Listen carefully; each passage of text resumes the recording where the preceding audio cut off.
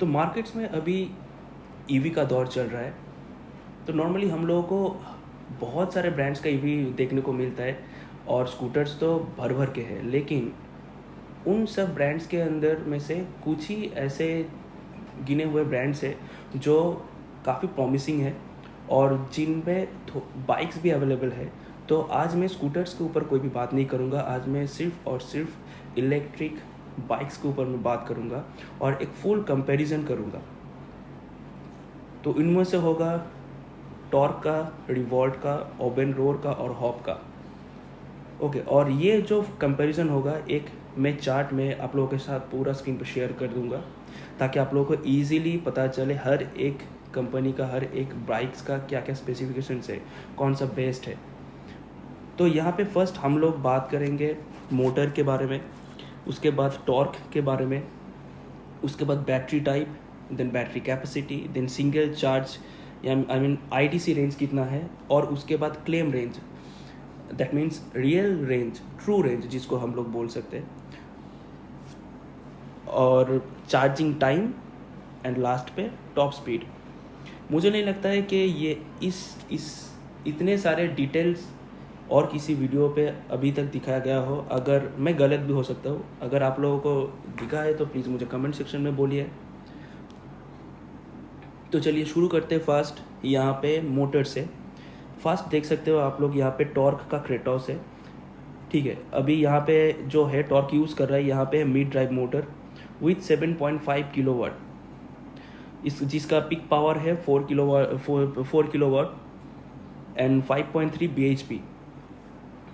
और उसके बाद है टॉर्क का क्रेटॉस आर, जो इसका ही टॉर्क क्रेटॉस का ही अपर वर्जन है। तो यहाँ पे देख सकते हो पहले वाले पे था 7.5 किलोवाट का मोटर, अभी यहाँ पे है 9 किलोवाट का मोटर, ये भी मिड ड्राइव मोटर ही है। और उसके बाद रिवॉल्ट RB400, यहाँ पे भी मिड ड्राइव मोटर है, लेकिन ये 5 किलोवाट्स का है। ओके, उसके बाद ओबेनरोर, ये इस सेगमेंट पे सबसे ज़्यादा है मोटर पावर, 10 किलोवाट, ठीक है। अभी मैं यहाँ पे एक और भी ऐड कर सकता था जो है अल्ट्रा वायलेट, लेकिन वो बजट से बाहर है, बहुत ही कॉस्टली है और वो सबके लिए नहीं भी है, तो इसलिए मैं उसको इस लिस्ट पे नहीं रखा है, ठीक है। तो उसके बाद आता है हॉप ऑक्सो, ठीक है, और हॉप ऑक्सो एक्स। अभी यहाँ पे जो मोटर है ये हब मोटर के साथ आता है, जिसका नॉमिनल पावर है 3 किलोवाट, और ऑक्सो पे ये इसका जो पिक पावर है वो है 5.2 किलोवाट, और हॉप ऑक्सो एक्स पे जो है 6.3 किलोवाट। अब ये कैसे हो रहा है, क्योंकि ऑक्सो पे कोई ऐप कनेक्टिविटी हॉप न्यूरॉन जो है वो नहीं आता है, और ऑक्सो एक्स पे जो है वो हॉप न्यूरॉन कनेक्टिविटी के साथ आता है, जिस पे एक ऑप्शन होता है टर्बो मोड। अगर आप उसको एक्टिवेट करोगे तो इसका जो पिक पावर है वो और भी ज़्यादा बढ़ जाता है, ठीक है। उसके बाद आते हैं हम लोग टॉर्क कितना है। तो अभी यहाँ पे Tork Motors, I mean Tork Kratos पे जो इसका टॉर्क है 28 न्यूटन मीटर टॉर्क, उसका ही अपर वर्जन मतलब क्रेटॉस आर पे जो है 38 न्यूटन मीटर का टॉर्क है। रिवॉल्ट पे 50 न्यूटन मीटर टॉर्क है, ओबेनरोर पे 62।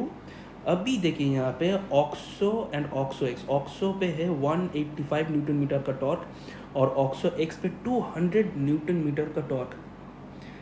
अभी इतना ज़्यादा अंतर कैसे हो रहा है?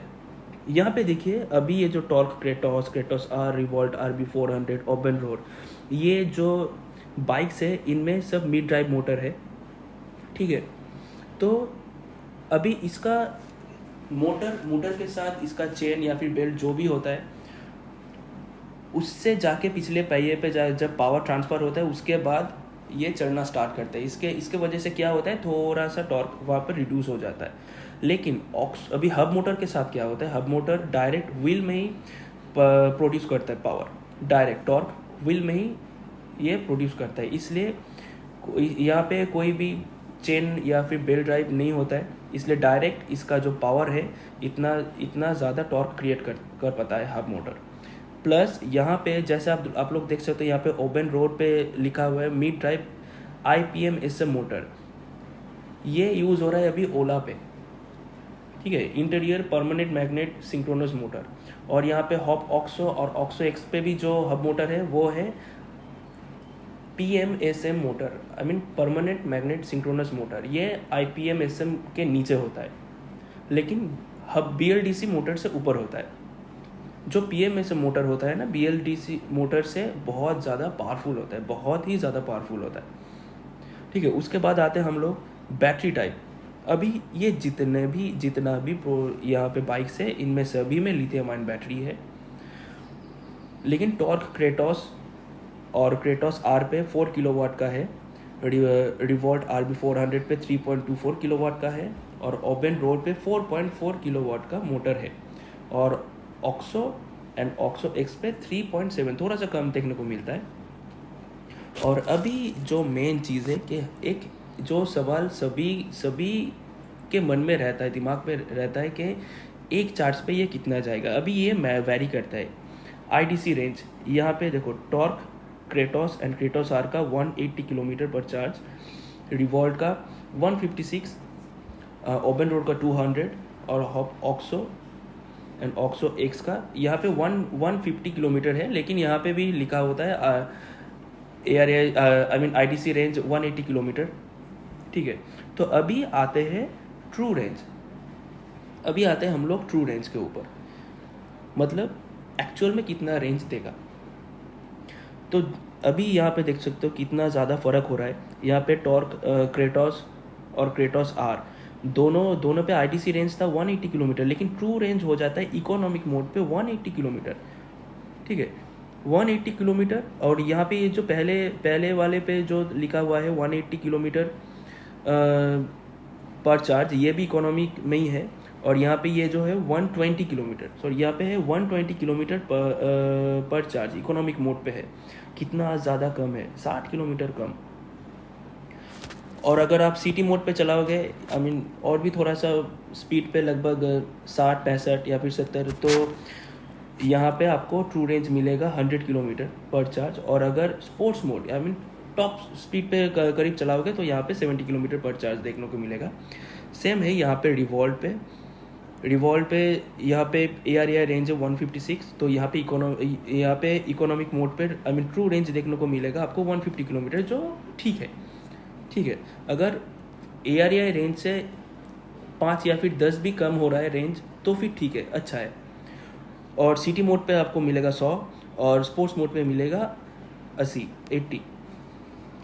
और ओबेन रोड पे आपको मिलेगा 150 किलोमीटर। यहाँ पे जो रेंज है, यहाँ पे IDC रेंज शो हो रहा है 200 किलोमीटर, लेकिन आपको एक्चुअल में मिलेगा 150 किलोमीटर।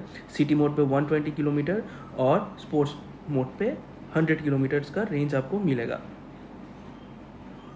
उसके बाद हम लोग आता है ऑक्सो पे यहाँ पे ये जो 150 किलोमीटर आपको दिख रहा है IDC रेंज, ये एक्चुअल में होता है 180 किलोमीटर, लेकिन ट्रू रेंज आपको मिलेगा 150 किलोमीटर्स, क्योंकि इसको मैंने खुद भी चलाया है, तो मुझे मिला है 150 किलोमीटर्स। और जो पावर मोड है, यहाँ पे आपको 100 का ही रेंज मिलेगा, और जो स्पोर्ट्स मोड है, यहाँ पे 69 to 70 किलोमीटर्स का रेंज मिलेगा, जो कि बहुत ही ज़्यादा प्रॉमिसिंग मुझे लगा। इन जितने भी यहाँ पे जो बाइक्स है, सबसे मुझे ये प्रॉमिसिंग लगा, क्योंकि मैंने ऑक्सो को खुद भी चलाया हुआ है। उसके बाद आते हैं चार्जिंग टाइम। तो चार्जिंग टाइम लगभग 4 to 5 आवर्स। टॉर्क का क्रेटॉस आर और RB400, इन सभी में 4 से 5 घंटे का टाइम लेगा, और ये सब नॉर्मल चार्जर्स है। और लेकिन ओबेन रोड का जो है ओनली 2 आवर्स। तो ये मुझे लग रहा है कि ये फास्ट चार्जर के अलावा पॉसिबल नहीं हो सकता है, क्योंकि इसका जो बैटरी है 4.4 किलोवाट का बैटरी है, बहुत बड़ा बैटरी है, तो मुझे नहीं लगता ये नॉर्मल चार्जर है, ये फास्ट चार्जर ही होगा। और यहाँ पे जो ऑक्सो एंड ऑक्सो एक्स है, यहाँ पे 4 घंटा लिखा हुआ है 0 to 80, तो आप मान के चलिए फुल चार्ज होने में ये 5 से 5.5 घंटे आराम से लेगा। अभी आते हैं हम लोग टॉप स्पीड। तो टॉर्क क्रेटॉस आर पे जो है सिर्फ 5 किलोमीटर का फ़र्क दिखेगा आपको। टॉर्क क्रेटॉस पे 100 किलोमीटर पर आवर, और क्रेटॉस आर पे 105 किलोमीटर्स पर आवर की स्पीड आपको देखने को मिलेगा, जो मेरे हिसाब से बहुत सही है। और RB400 पे आपको 85 किलोमीटर पर आवर की टॉप स्पीड मिलेगा, ये भी सही है, ये भी ख़राब स्पीड नहीं है, बिल्कुल भी नहीं है। ओबेन रोड ये 100 किलोमीटर पर आवर की होगा, और अभी जो ऑक्सो एंड ऑक्सो एक्स पे है यहाँ पे 90 और 95 किलोमीटर का होगा, क्योंकि यहाँ पे जो है ऑक्सो पे कोई कनेक्टिविटी फीचर्स नहीं है, जैसे मैंने पहले भी कहा है। और ऑक्सो एक्स पे जब तक आप उसका टर्बो मोड एक्टिवेट नहीं करोगे तब तक आपको स्पीड वो 90 के आसपास ही मिलेगा, लेकिन जब भी आप इसको टर्बो मोड एक्टिवेट करोगे तब भी आपको ये मैक्स टू मैक्स 90 से 95 किलोमीटर पर आवर की स्पीड आपको देगा। तो बस दोस्तों यही था कंपैरिजन। अभी यहाँ पे मैं प्राइस को क्यों नहीं इंक्लूड किया, क्योंकि ये प्राइस जो है ये वैरी करता है स्टेट टू स्टेट, इसलिए मैं इसको नहीं रखा है। लेकिन ये जो व्हीकल है ये 1 से 2 लाख के अंदर ही आता है हर एक प्रोडक्ट। तो बस इतना सा ही था। अगर कुछ छूट जाता है तो आप लोग प्लीज़ मुझे कमेंट सेक्शन पे बताइए, मैं ज़रूर उसका रिप्लाई करूँगा। और प्लीज़ आप लोग भी बताइएगा कि आप लोग अभी कौन सा ईवी लेने की सोच रहे हो या फिर कौन सा ईवी आप लोग यूज़ कर रहे हो। Thank you.